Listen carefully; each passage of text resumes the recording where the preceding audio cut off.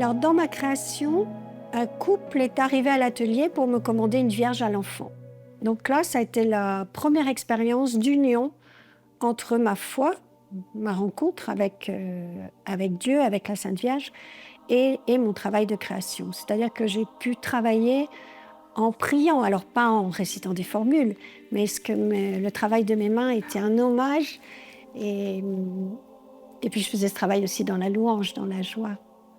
Quand mes mains modèlent l'argile, bien, en fait, je suis à l'écoute. Je suis comme dans l'écoute de mes mains. Mon travail est prière et mon travail est offrande et je demande au Seigneur de le guider.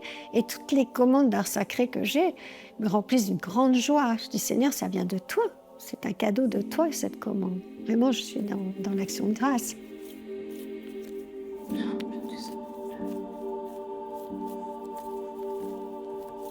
En fait, j'avais réalisé déjà 2 pièces, 2 sculptures pour une expo que je prépare.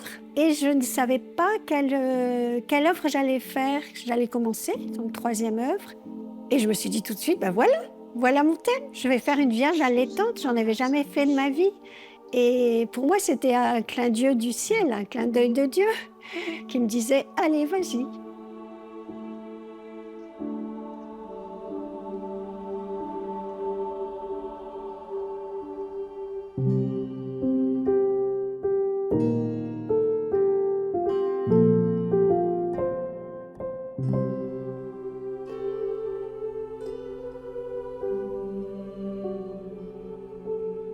L'image de la Vierge allaitant est un thème extrêmement ancien qui remonte en fait au début du christianisme. On le trouve représenté dès le IIe siècle à Rome dans les catacombes de Sainte Priscille.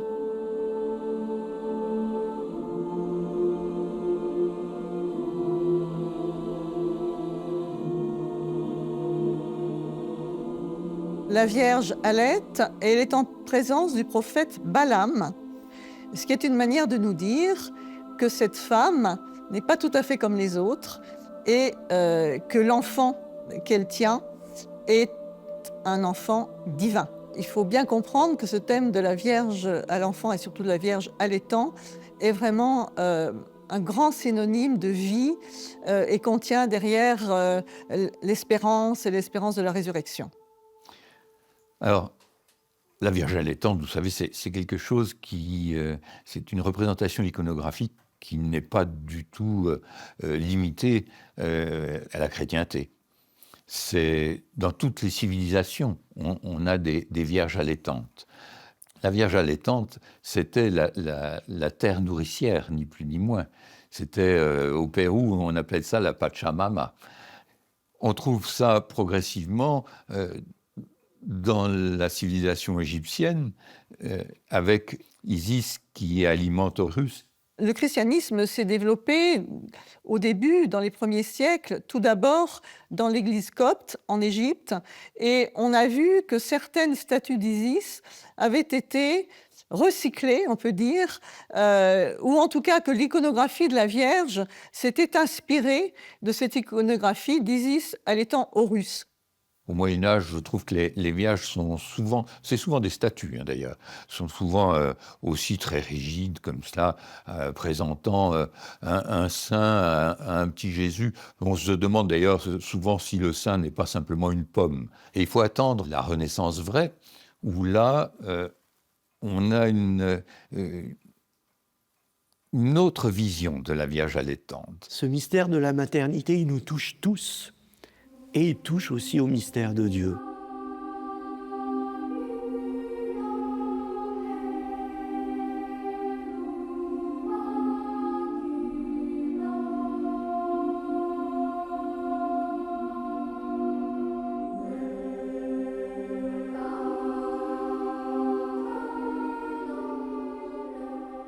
Alors en fait, l'incarnation, c'est l'incarnation de la parole de Dieu. Donc il n'y a d'incarnation qu'il y a de corps en fait.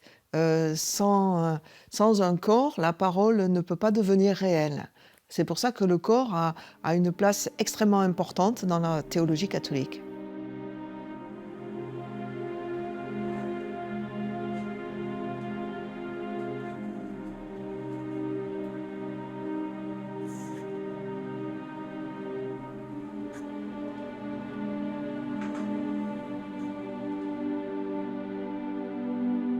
représenter aujourd'hui une Vierge allaitante, ça me semble juste, puisque c'est une représentation charnelle, concrète, et Dieu s'est fait homme, Dieu a choisi cette chose incroyable d'entrer dans le corps d'une femme, de se faire petit embryon et de naître. Et donc, vraiment, Jésus s'est fait chair, le Verbe s'est incarné, et l'allaitement, c'est à la fois la nourriture, l'intimité entre la mère et l'enfant. C'est quelque chose de très beau et en même temps de très pur.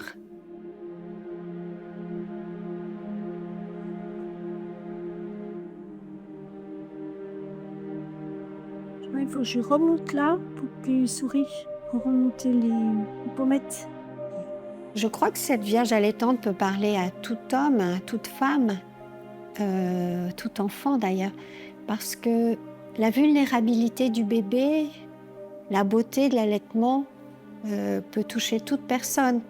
Je crois que c'est ça que ça nous révèle, ce don total à la fois, et puis cette vulnérabilité de Jésus qui va jusqu'à venir dans nos mains, en fait, comme Marie a dû tendre Jésus au berger, qui avait les mains sales, qui avait peut-être remué du purin avant.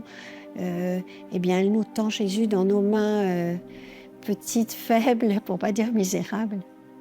Et c'est ce don que je vis, moi, à travers la Vierge allaitante. Alors, c'est la condition humaine.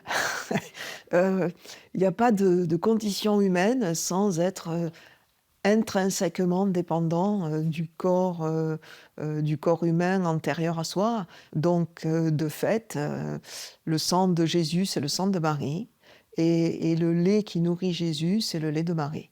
Donc, sans cette dépendance-là, il n'y aurait pas d'humanité de Jésus. Ça nous révèle vraiment que le Christ compte sur Marie. Ça nous révèle que Dieu n'est plus le lointain. Il est fils de Marie, il est fils de l'humanité, il est notre prochain.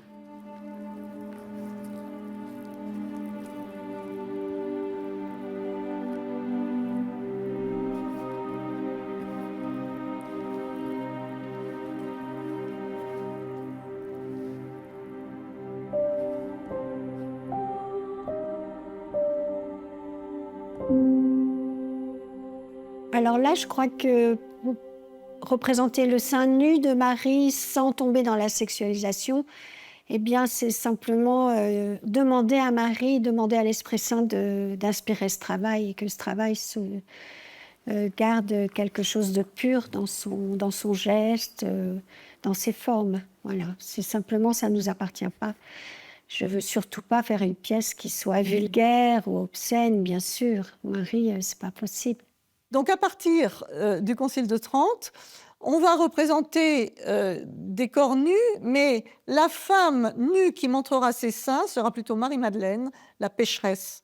Et on va assigner au corps nu toute cette dimension d'impudeur, alors qu'on va, dans le même temps, plutôt voiler la Vierge. Il y aura quand même de grands artistes dans cette période qui continueront à représenter la Vierge allaitante. Je pense à Rubens, qui a été vraiment un des plus grands peintres de la Vierge de l'époque de la Contre-Réforme. Et chez Rubens, il n'y a pas du tout d'impudeur, parce que Rubens était un grand chrétien. C'était quelqu'un qui était animé par un grand amour de la femme, qui a pris sa propre femme comme modèle, ses propres enfants. Et il y a dans la peinture de Rubens une célébration de la maternité, une célébration de la vie, qui est quelque chose de tout à fait conforme à l'esprit de la religion catholique, et qui donc ne contient aucune impudeur. On en a encore quelques-unes avec de très très belles images d'Artemisia Gentileschi qui sont d'une beauté extrême.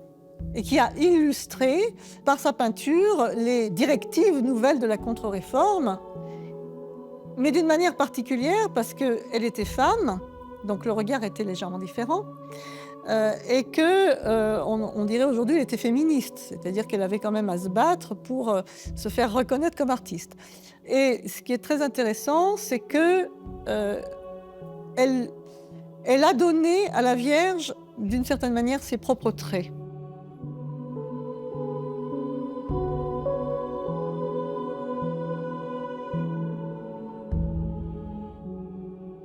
Donner à voir le sein de Marie montre que tout a une dignité, tout est à respecter et que rien n'est à dévoyer ou à abîmer, en fait. Le corps fait partie de la dignité humaine. Pour moi, il n'y a aucun signe d'érotisme dans la Vierge allaitante. La notion du dévoilement d'un sein et de l'érotisation, elle existe parce que nous voulons lire ces tableaux avec un œil du XXIe siècle. Mais à l'époque, d'ailleurs, on voit des quarts de sein, des pas grand-chose, et bien souvent même la tête de l'enfant Jésus qui cache le sein ou la main qui cache le sein. Donc en fait, ça n'a pas du tout cette notion d'érotisation.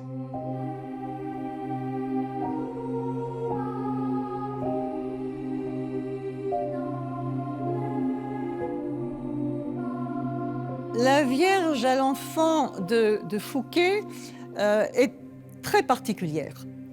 C'est une Vierge qui est très représentative de l'art de la Renaissance.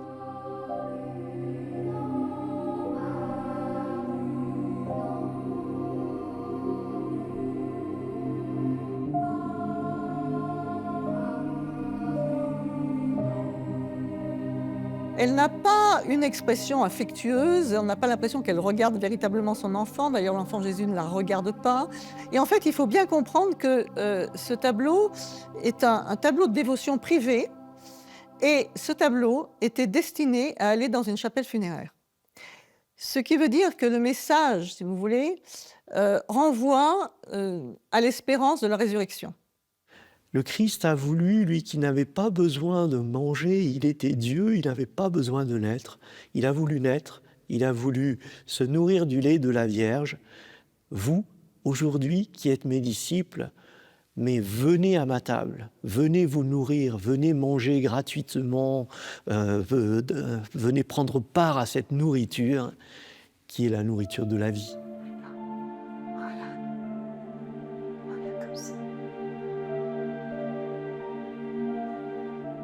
Là, il tient.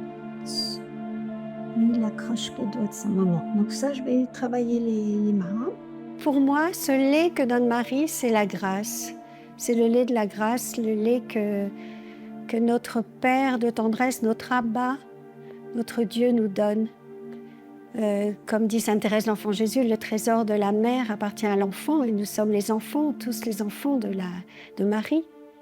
Nous sommes frères et sœurs de Jésus. Et donc nous recevons ce lait.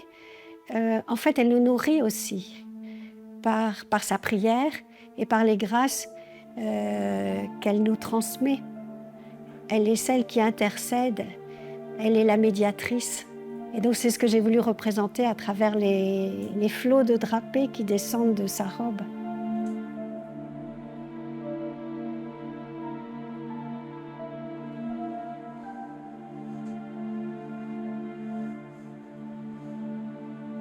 Une des grandes fois où on va entendre parler du lait, c'est dans le livre de l'Exode, où quand le peuple hébreu va sortir de la servitude d'Égypte, Dieu dit à Moïse et au peuple, je vais vous amener vers un pays ruisselant de lait et de miel. Et il me semble que le lait de Marie, comme le lait de toute mère, dit une vie en devenir, dit un avenir possible. Et on peut supposer que c'est des moyens qui sont bien entendu biologiques à travers le lait, mais c'est aussi toute la parole à laquelle a consenti Marie, qu'elle va pouvoir transmettre, elle va pouvoir allaiter aussi, non pas juste de lait seulement, mais de toute parole dont elle vit elle-même et reçue de Dieu. L'allaitement de la Vierge, c'est quelque chose d'étonnant, hein. C'est quelque chose dont s'émerveillait saint Augustin, qui disait, voilà, qu'elle nourrit celui qui nourrit le ciel et la terre. Marie nourrit celui qui a créé toute la nourriture. Elle nourrit celui qui est devenu le pain des anges et des hommes. C'est merveilleux.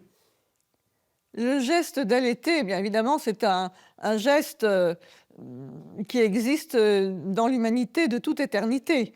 C'est peut-être le geste le plus fondamental qui existe, puisque c'est la manière de nourrir le bébé qui vient de naître. Donc, sans allaitement, l'humanité ne se serait pas développée, on peut le dire comme ça.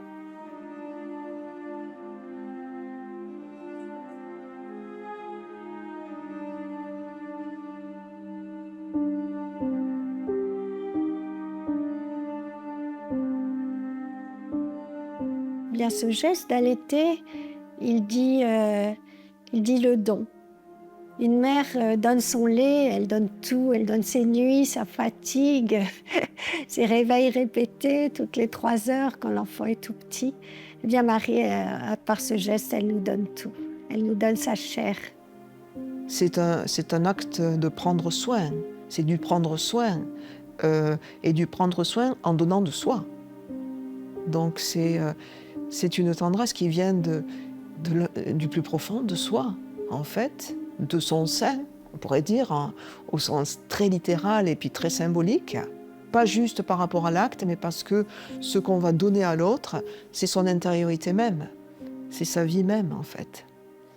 Les vierges allaitantes, je crois que c'est la notion de la tendresse, c'est la notion de l'amour entre la mère et l'enfant.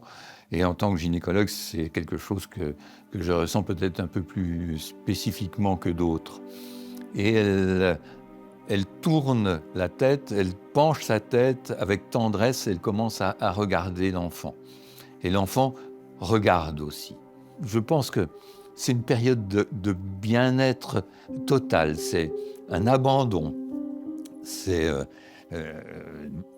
une confiance absolue de l'enfant à sa mère, c'est un état de grâce.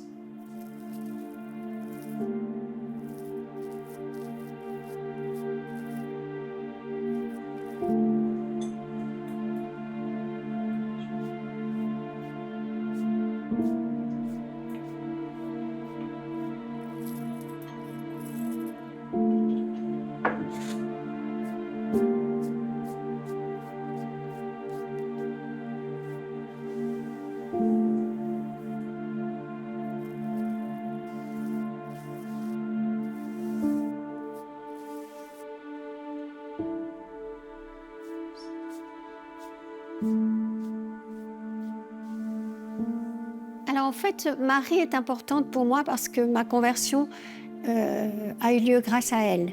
J'ai vécu une sorte de visitation le 13 novembre 2005. C'est pour moi le plus beau jour de ma vie. Et je me suis trouvée, sans le vouloir, sans le décider, en union avec la Sainte Vierge. Une Sainte Vierge que je ne voyais pas de mes yeux, mais que je voyais avec les yeux du cœur, qui était en robe bleue, très grande. Et c'est à elle que j'ai posé la question. Est-ce que je dois arrêter mon travail à l'atelier? J'ai eu tout de suite la réponse. Bien sûr que non, dans mon cœur. Et là, je l'ai grondée. J'ai dit, Sainte Vierge, pourquoi tu m'as laissé tomber quand j'ai perdu la foi à 18 ans? Et tout de suite, sa réponse incroyable est venue. Cette phrase est montée dans mon cœur. Je ne t'ai pas laissé tomber, je t'ai laissé t'envoler comme tu laisses Annabelle s'envoler. Et Annabelle, c'est la 3e de mes enfants qui m'avait tourné le dos depuis 1 an et demi auparavant. C'était une très grande souffrance pour moi. Et je comprenais que Dieu connaissait l'intimité de ma souffrance et que la Sainte Vierge m'associait à cela pour m'inviter à laisser Annabelle s'envoler. Et ça, c'est vraiment magnifique. J'aurais pas pu inventer cela. Ça venait de mon inconscient ou, comme dirait Sainte Thérèse d'Avila, de la fine pointe de mon âme. Moi, je dirais de l'Esprit Saint, ces paroles que j'ai entendues. Ce qui est clair, c'est que quand on parle de Marie, au commun des mortels, beaucoup de personnes ont vu Marie. Alors, soit ils l'ont vue extérieurement, soit ils l'ont sentie et ont une vision intérieure. Et ils vont vous dire, ben voilà, moi j'ai eu une vision intérieure que Marie était là, que Marie allait m'aider dans cette épreuve, qu'elle était là tout le temps pour me guider. Oui, il y a des gens qui ont eu cette perception, ce qui dure en général pas très longtemps, qui dure soit quelques minutes, mais parfois un peu plus longtemps, et qui après, leur vie est complètement, non pas qu'ils sont devenus des saints, hein, mais qui sont devenus des gens beaucoup plus confiants et apaisés malgré les épreuves.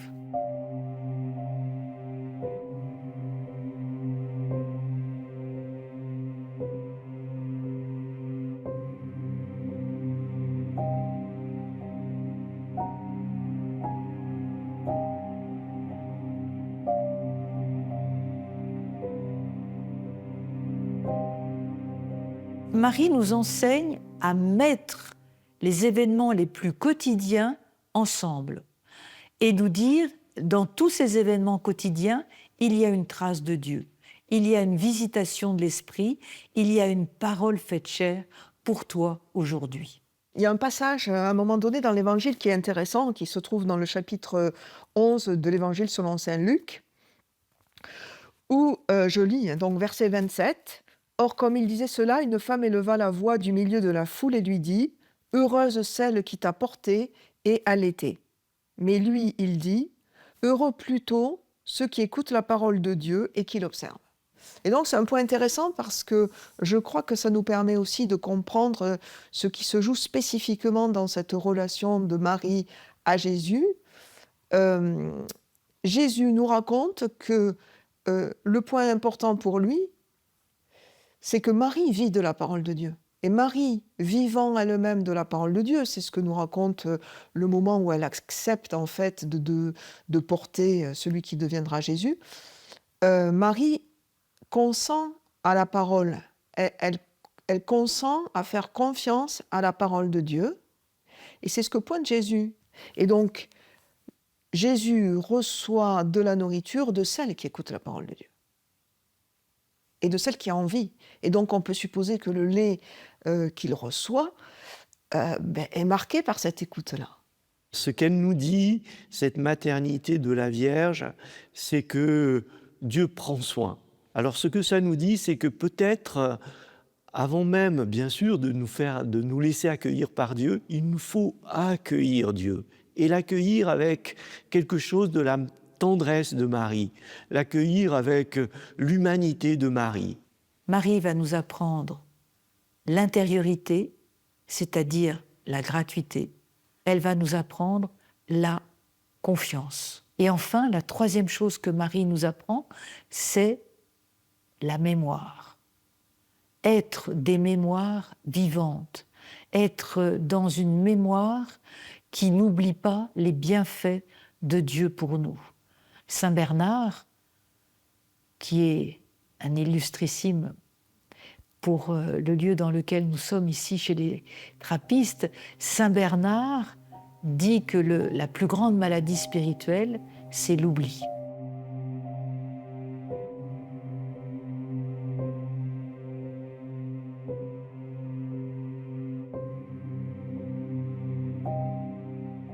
Le symbole du lait dans cette représentation de la Vierge allaitant, eh bien, il est double, c'est-à-dire que c'est la nourriture humaine pour la croissance de l'enfant, et par extension, c'est la nourriture spirituelle. Il y a une célèbre thématique qui illustre ça, c'est la thématique de la lactation de Saint Bernard. Saint Bernard de Clairvaux est probablement le saint qui a donné un coup d'envoi au culte marial à partir du XIIe siècle. Il avait une grande dévotion pour la Vierge. Alors effectivement, à partir du début de la Renaissance, Marie ne donnait plus le lait seulement à son enfant. Elle a voulu le donner au monde. Et le premier qui a bénéficié de cet allaitement, c'est Saint Bernard. Saint Bernard qui, un jour qu'il priait devant un tableau d'une Vierge allaitante, a vu avec surprise la Vierge prendre le sein quand il lui a dit « Montre-moi que tu es mère ». Et, et elle a appuyé sur le sein de manière à ce que le lait gicle du sein jusque sur les lèvres de Saint Bernard. À partir de là, bien c'est un symbole extraordinaire. Saint Bernard devenait le frère de lait de Jésus. Et donc, il était aussi le fils de Marie. Mais évidemment, dans cette hypothèse-là, dans ce cas-là, le lait est à entendre sur le plan symbolique. C'est le lait qui ouvre à la connaissance notamment des Écritures, le lait qui est une nourriture spirituelle.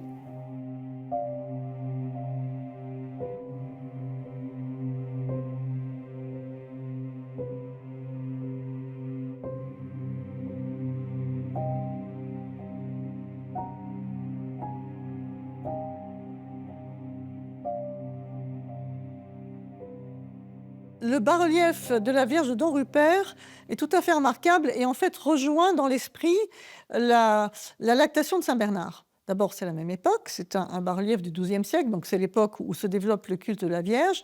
C'est un bas-relief qui, du point de vue esthétique, emprunte encore un peu à l'esprit de l'iconographie byzantine, la Vierge sur un trône, elle a un côté assez hiératique, mais bon, elle allait. Et Don Rupert a cette particularité, c'était un enfant qui n'était pas très éveillé, dirons-nous, et qui est allé prier la Vierge pour devenir plus intelligent, en quelque sorte. Et un jour, subitement, son esprit s'est ouvert à la compréhension des Écritures, du jour au lendemain. Donc on a considéré que c'était un miracle. Chose extraordinaire, il est même devenu abbé d'une des plus grandes abbayes de Belgique. Il a écrit des textes saints. On a considéré aussi que c'était ce thème de la Vierge allaitant, donc avec la symbolique du lait, qui avait permis à ce jeune moine de s'identifier à l'enfant Jésus et donc de recevoir cette compréhension des Écritures. Don Rupert est devenu ensuite un grand théologien, quelqu'un qui a laissé des traités, et on a gardé sa mémoire à tel point que on dit que les jésuites, jusqu'à la fin du XVIIIe siècle, emmenaient leurs élèves prier devant ce bas-relief pour qu'ils acquièrent eux aussi la connaissance des Écritures. Eh bien, pour avoir passé 10 ans chez les jésuites, pendant mes études, je peux vous dire que ça ne marche pas toujours. Et j'en suis la preuve vivante.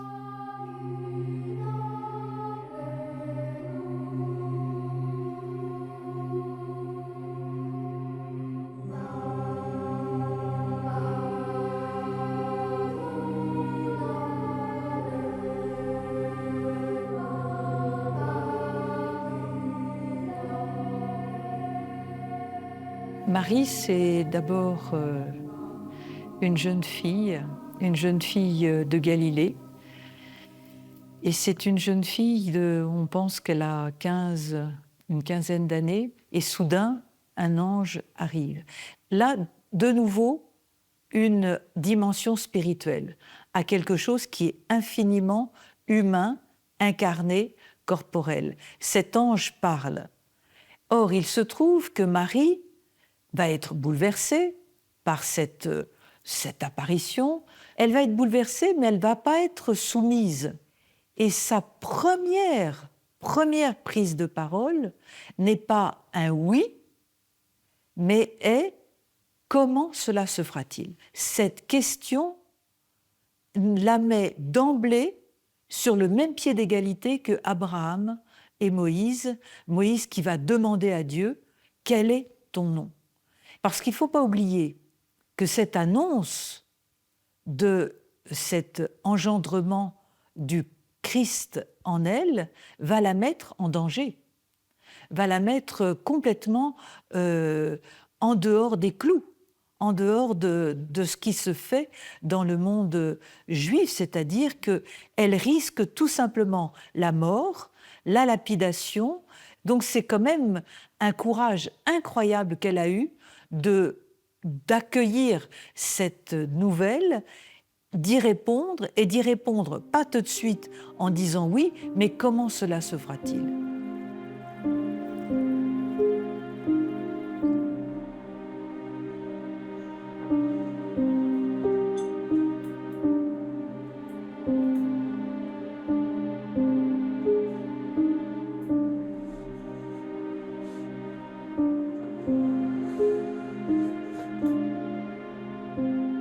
Marie, c'est une maman. Je l'appelle marraine.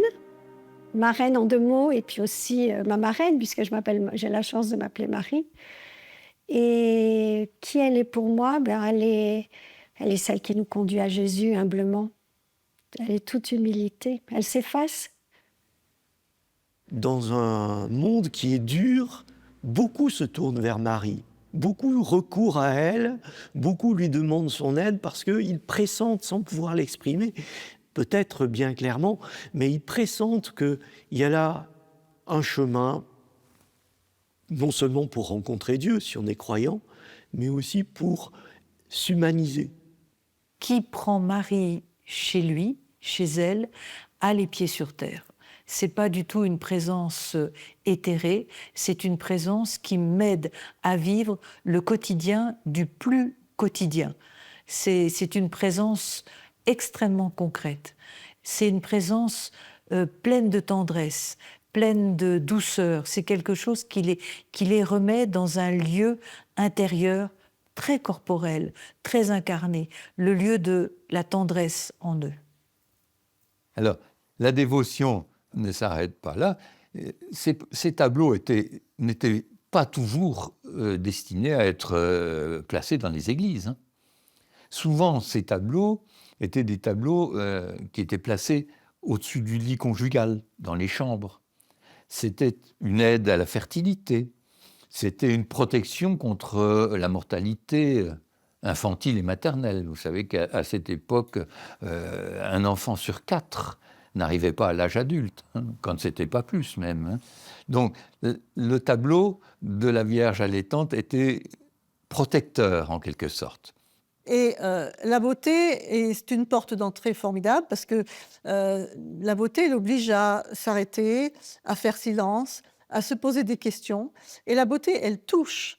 Et comment est-ce qu'on peut ne pas être touché par ces superbes images réalisées par des grands artistes qui nous montrent cette femme qui est une femme humaine, belle, réelle, même si effectivement il y a la dimension du mystère, mais voilà, c'est quelque chose qui ne peut que toucher quelqu'un qui prendrait le temps de regarder ses œuvres.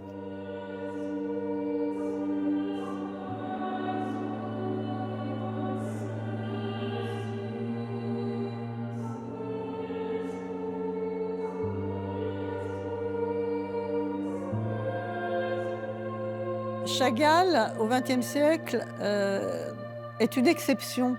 Ce qui est intéressant chez Chagall, c'est que c'est un artiste qui a nourri son œuvre de son expérience de la vie. Chagall était juif.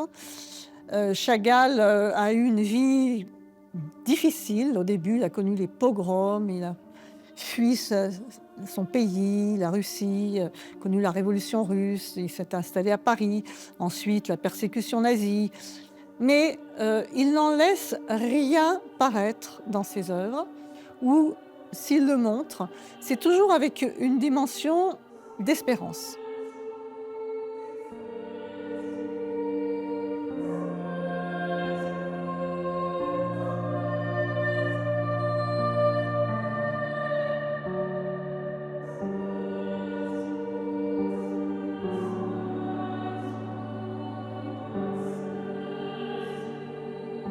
Il a eu à cœur de créer des ponts entre le judaïsme et le christianisme. Il a dit lui-même que quand il était allé à Jérusalem, pour lui, il n'y avait pas de différence entre le judaïsme et le christianisme parce qu'il voyait le Christ marcher dans les rues de Jérusalem.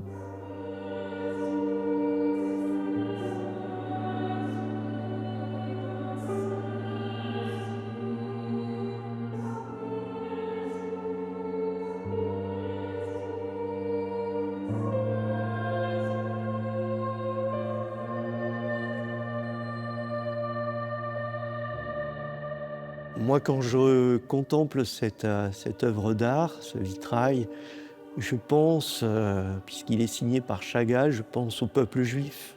J'ai dit, on peut dire que Marie est la perle de l'humanité, elle est aussi la perle d'Israël. Elle est la perle de ce peuple qui attend le Messie depuis tant de siècles. Et cette Vierge allaitante, elle transmet symboliquement, elle transmet à Jésus ce lait de la parole divine, ce lait de la parole transmise par les prophètes. On dit que parfois dans des expressions, voilà, j'ai appris telle chose en tétant le lait de ma mère. Là, c'est exactement ça, c'est la Vierge qui, fleur du peuple juif, descendante de ces belles lignées dont nous parle l'Évangile, va transmettre au Christ non seulement la vie, va porter le Christ qui est non seulement le Fils de Dieu, mais va transmettre au Christ tout ce qu'elle a puisé dans sa tradition juive, tout ce qu'elle a vécu, tout ce qu'a vécu le peuple d'Israël. Voilà, Chagall m'évoque cette transmission. Moi, ce qui me surprend, c'est que très souvent dans les Vierges allaitantes, un seul sein est dénudé. Et lui, c'est assez flou, mais on a l'impression qu'il dénude les deux. Et ça, je trouve, c'est très pudique, c'est très très bien fait, mais j'allais dire la mise à nu est double. Comme si Marie donnait tout. C'est pas un sein qu'elle donne, c'est les deux. Et là, pour moi, je retrouve l'inventivité de Chagall, qui voit ce que personne ne voit. Le vitrail en lui-même, c'est beau, c'est une œuvre d'art, mais s'il n'y a pas de soleil, s'il n'y a pas la lumière, ça ne sert à rien. Notre âme aussi, notre être le plus profond est créé par Dieu, il est voulu par Dieu, il est aimé de Dieu.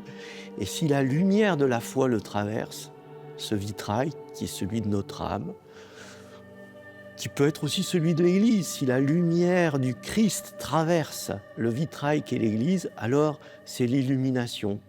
Et le vitrail est cette belle médiation entre la source de la lumière et puis notre émotion. Et dans ces vitraux, lui, il renoue vraiment avec la tradition du vitrail du Moyen-Âge, avec la grande tradition de l'art chrétien, et ça ne le gêne pas. Hein. Lui, le juif, c'est pas du tout un problème. Eh bien, dans ces vitraux, il donne une vision extrêmement lumineuse.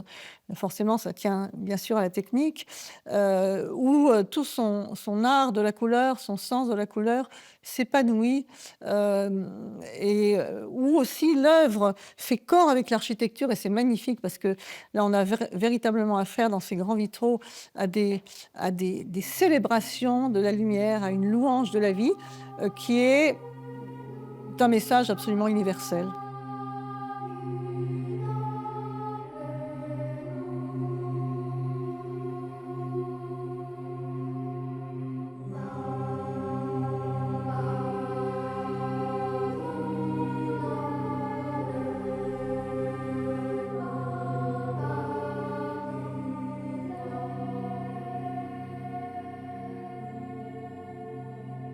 Dans les Vierges allaitants, il y a quelquefois d'autres personnages.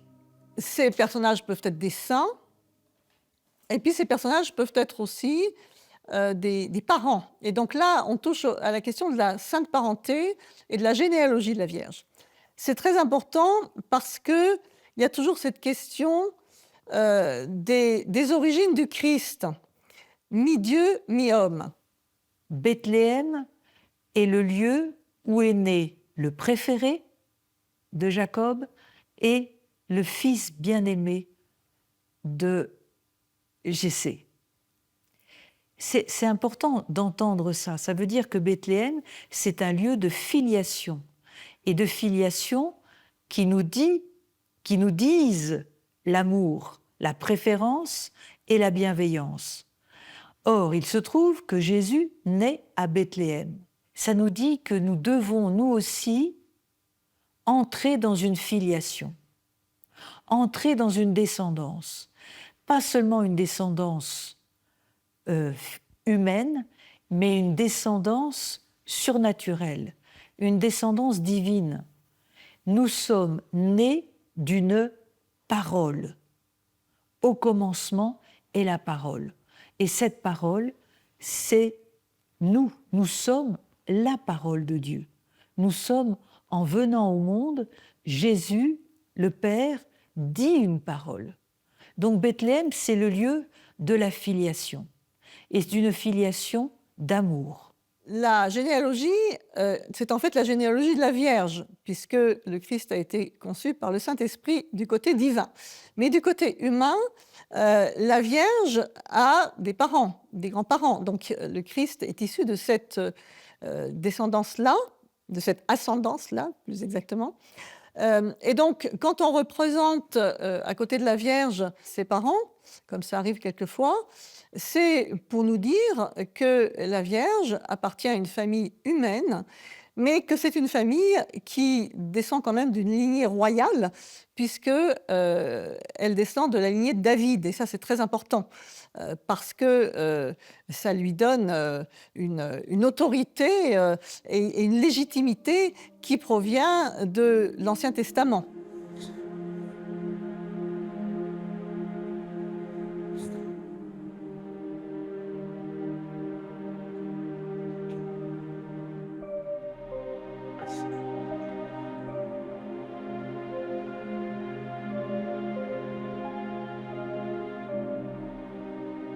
Quand je modèle le visage de Marie, je souhaite lui donner de la douceur, parce que pour moi, la douceur, c'est un des dons, un des fruits de l'Esprit Saint, qui sont énumérés par saint Paul. Il nous dit le fruit de l'Esprit Saint, c'est amour, joie, paix, patience, douceur, bienveillance, foi, humilité et maîtrise de soi. Donc Marie, elle est toute douceur. Moi, je suis quelqu'un parfois de colérique, je peux exploser.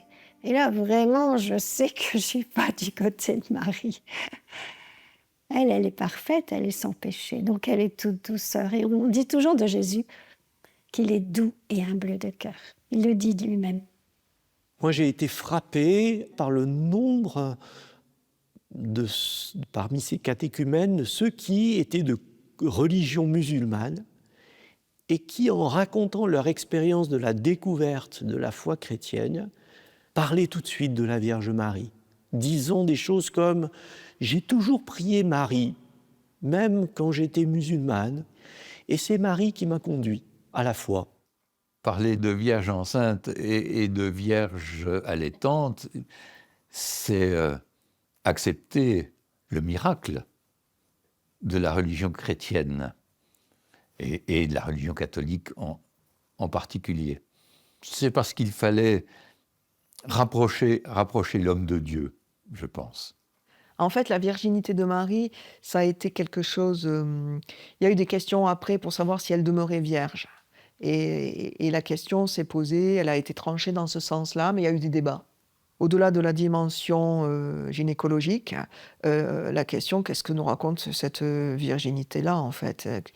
Michel Serres, le philosophe Michel Serres disait qu'en fait... donner une interprétation intéressante, il disait mais il faut être pur pour enfanter Dieu. Aucune religion n'a autant célébré la femme et la maternité que la religion chrétienne. Je crois que ça, c'est un message pour aujourd'hui. C'est un message pour les féministes notamment, et pour toutes les femmes.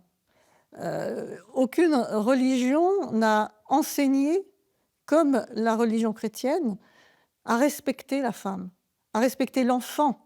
Dans les siècles passés, l'enfant comptait pour rien. L'enfant mourait, il y avait une mortalité infantile terrible. Les enfants, c'était peu de choses, c'était des êtres faibles. La religion chrétienne, en mettant l'enfant Jésus au centre de sa vénération, a célébré l'enfant. Avoir Dieu comme père, c'est avoir Marie comme mère. C'est important. Et ça va nous apprendre à nous désarmer. Pourquoi est-ce que nous sommes violents ? Pourquoi est-ce que nous sommes agressifs ? Pourquoi est-ce que nous sommes coléreux parfois ? Parce que nous avons tout un système de défense. On a peur. Eh bien, Marie, par sa confiance, mais pas une confiance stupide, une confiance intelligente, des questions raisonnées, va nous apprendre à entrer dans un autre espace de douceur, de tendresse et de confiance.